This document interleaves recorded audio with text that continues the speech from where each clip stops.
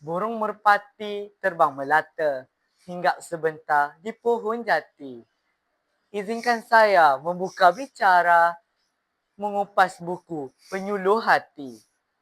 Assalamualaikum warahmatullahi wabarakatuh dan salam Malaysia Madani. Yang dihormati para hakim yang arif lagi bijaksana, guru-guru yang saya muliakan serta rakan-rakan sekalian. Sebelum saya meneruskan bicara, izinkan saya memperkenalkan diri. Nama diberi Megat Muhammad Reza Rifuddin bin Rizaluddin. Namun, lebih mesra jika dipanggil Megat. Pada hari ini, saya akan menyampaikan sebuah bicara buku yang pada pandangan saya bukan sekadar bahan bacaan biasa, tetapi sebuah karya yang mampu membuka mata dan menyentuh hati. Buku tersebut ialah Agar Rezeki Datang Tidak Terduga karya Dwi Suwikanyo. Hadirin sekalian, buku ini diterbitkan oleh Noktah pada tahun 2013 dan tergolong dalam genre motivasi Islami dan pembangunan diri. Walaupun judulnya kelihatan sederhana, tetapi isi kandungannya amat luar biasa. Penulis berjaya mengupas persoalan rezeki dengan cara yang dekat dengan kehidupan manusia sehingga membuat pembaca terfikir semula tentang makna sebenar kekayaan dan kebahagiaan. Sidang hadirin yang saya hormati, pernahkah kita tertanya-tanya, ada manusia yang hidup sederhana tetapi hatinya tenang? Namun, ada pula yang hidup mewah tetapi hatinya selalu gelisah.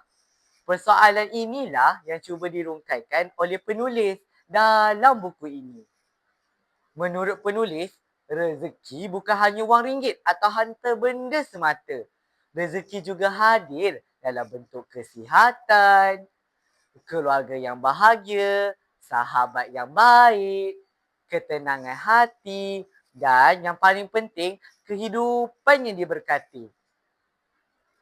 Malangnya, ramai manusia terlalu sibuk mengejar dunia sehingga lupa bahawa keberkatan lebih bernilai daripada kemewahan. Bak kata orang tua-tua, yang dikejar tak dapat, yang digendong berciciran. Apa yang membuat saya benar-benar tertarik dengan buku ini ialah cara penulis menyampaikan nasihat tanpa memaksa. Setiap helaian terasa teguran lembut yang menusuk ke dalam hati. Penulis mengingatkan bahawa pintu rezeki bukan hanya dibuka dengan usaha semata-mata, tetapi juga melalui doa, sedekah, menjaga hubungan dengan ibu dan bapa dan memperbaiki hubungan kita dengan Allah Subhanahu Wa Taala. Hadirin sekalian, buku ini juga banyak menyedarkan saya tentang sikap manusia yang sering mengeluh apabila diuji dengan kesusahan. Hakikatnya, ujian bukan tanda Allah benci, tetapi tanda Allah sedang mendidik kita akan menjadi insan yang lebih kuat. Oleh itu, kita tidak seharusnya berputus asa apabila berhadapan dengan kegagalan.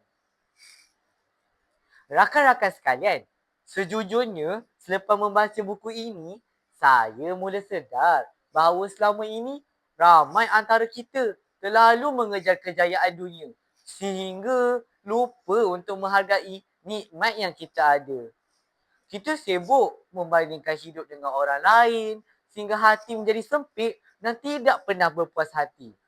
Sedangkan kebahagiaan sebenarnya lahir dari rasa syukur.